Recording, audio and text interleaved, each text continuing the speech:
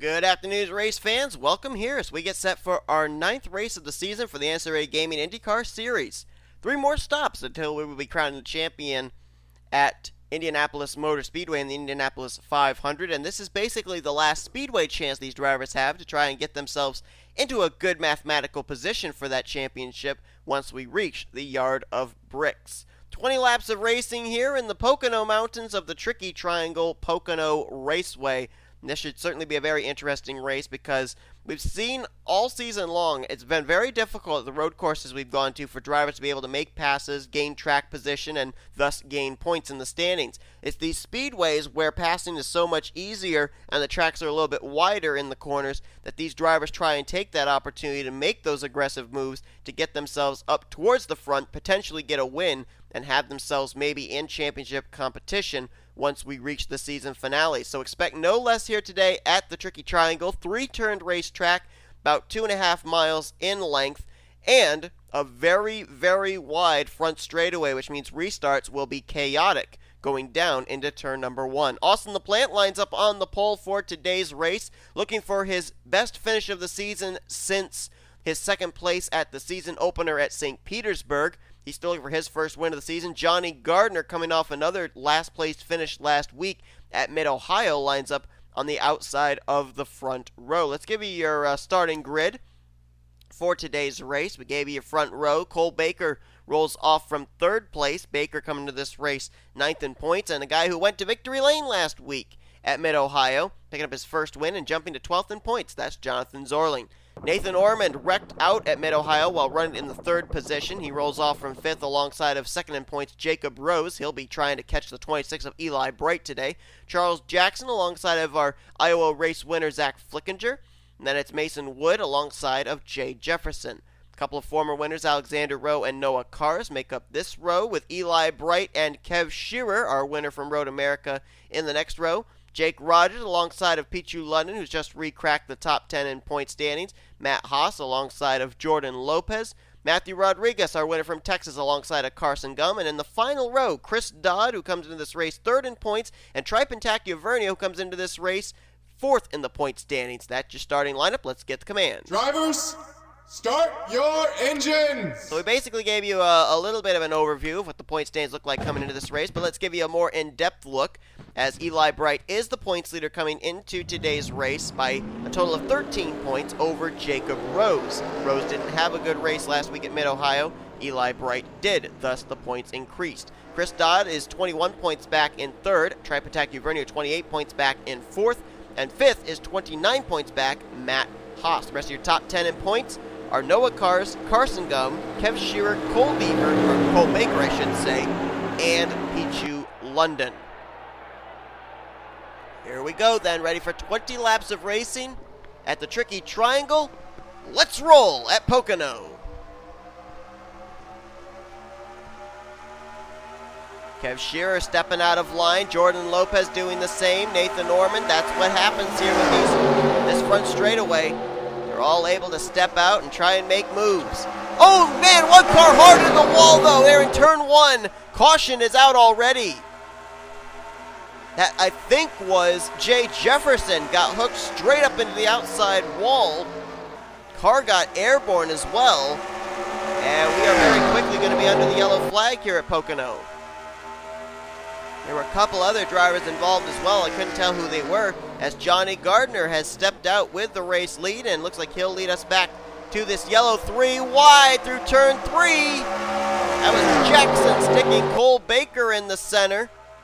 That was a close call, but he'll get 2nd place at the line behind Johnny Gardner. That was a good battle right there through turn 3. That's not normally a place you want to go 3 wide, but they made it work. And I don't know why the frames are being stupid.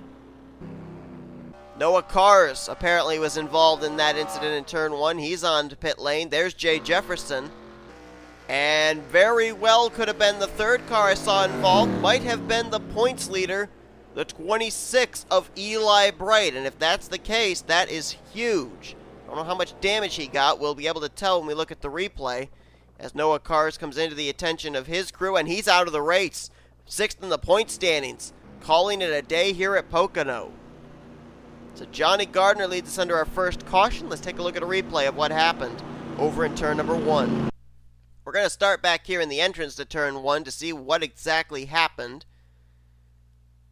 Focusing on the 10 of Jay Jefferson. Oh, wow, that car got loose in the center of the corner. The rear end comes around and up into the left front of Noah Cars, and there you see them both go up and into the fence. Eli Bright did go up and pound the wall as well with the right side of his machine, but I don't think he necessarily made any contact with either the 4 or the 10.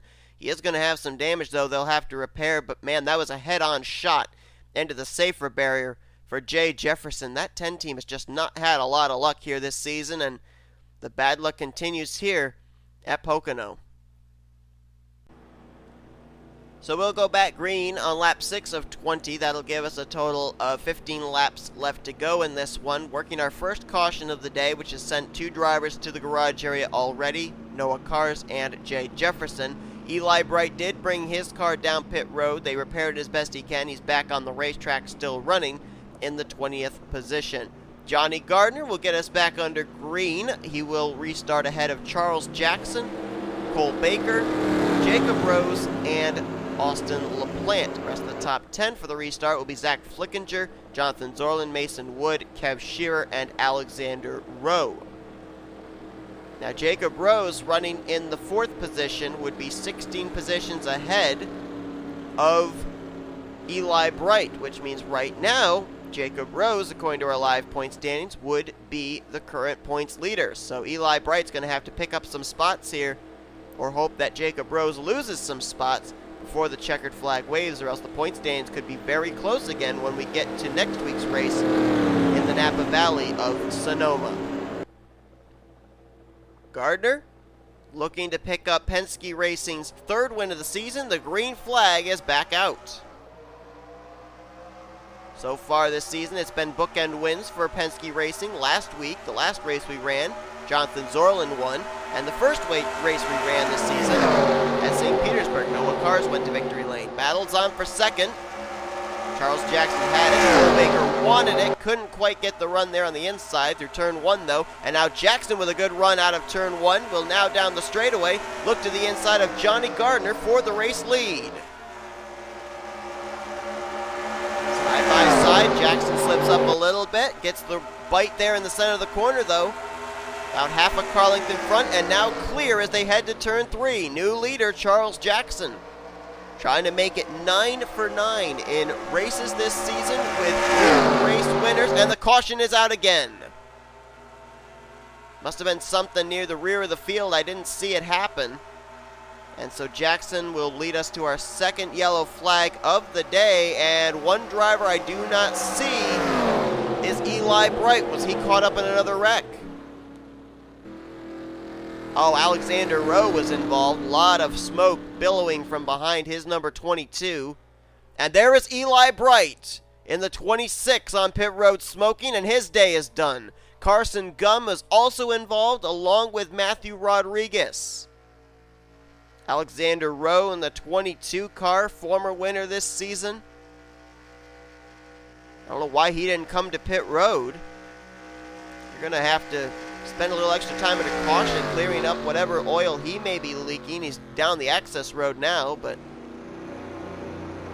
that is huge with Eli Bright being collected in this one, and his team has now pulled his car behind the wall. So the guy who came in as the points leader could not handle the tricks of the tricky triangle, and we're under caution for the 2nd time here today at Pocono. Well, we had 2 incidents, a wreck and a follow-up wreck, but this is what brought out the caution, and this is maybe one of the scariest wrecks we've seen this entire season. 3 wide with Carson Gum in the middle, Jake Rogers on the outside, Matthew Rodriguez on the inside. Rogers and Gum come down to Matthew Rodriguez, and watch this. Right in where this wall juts out, nails that wall. Look at the car go airborne.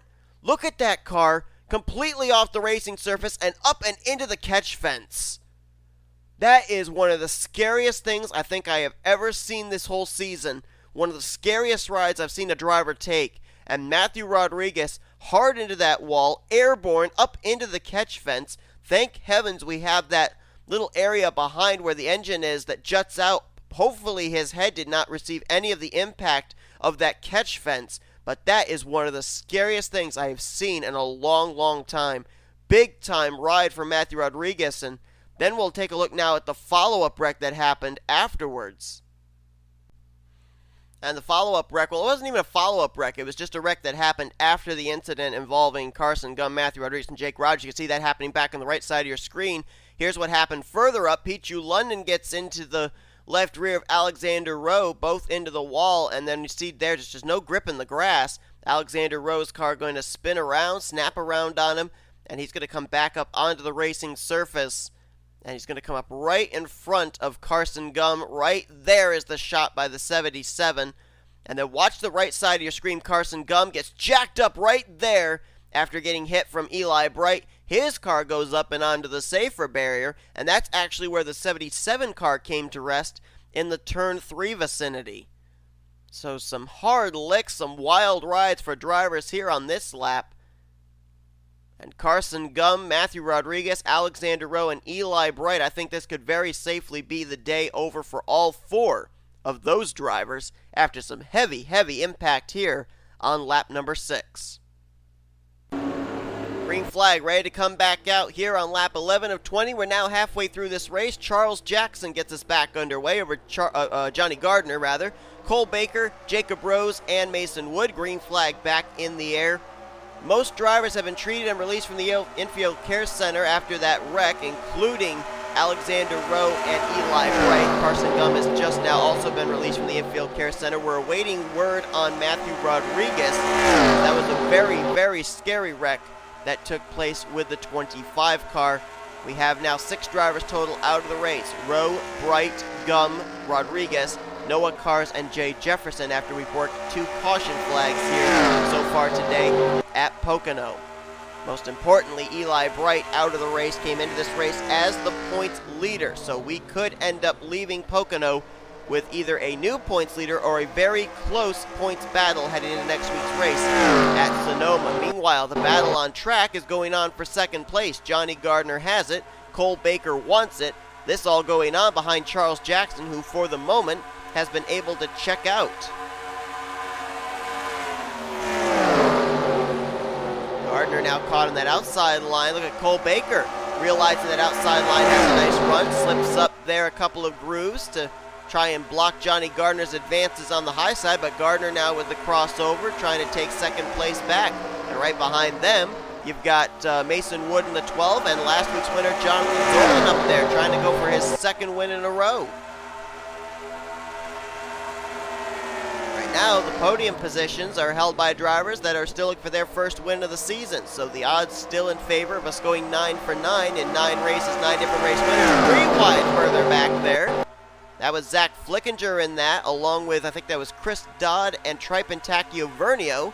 They settle it back out to double wide down the straightaway, and one car appears to be either off the pace or losing the draft, and that's the one of Nathan Ormond. He's obviously probably hoping for another yellow flag to bunch them all back up. Matt Haas there in the 28. He's now moved into the 6th position. He's got Chris Dodd right behind him as they're trying to catch Mason Wood. This is an open season now for a number of drivers that came into this race back behind Eli Bright in the point stands to try and get themselves back into the hunt. 13 points back was Jacob Rose. He's still running. 21 points back was Chris Dodd. He's still running, now trying to get up to the top 5.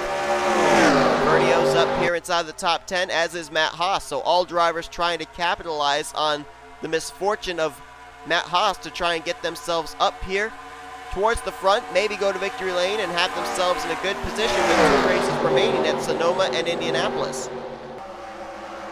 Jonathan Zorlin trying to take second place away from Cole Baker. Baker trying to get that run on the high side, and he will do so, at least for the moment, hanging on to that second spot. But Zorlin now has a fender to the left rear, and he'll try taking second place into turn 2. This all going on about a full second behind Charles Jackson, and now here comes Chris Dodd into the mix, thinking about 3 wide down into turn number 3. Will he stick it there?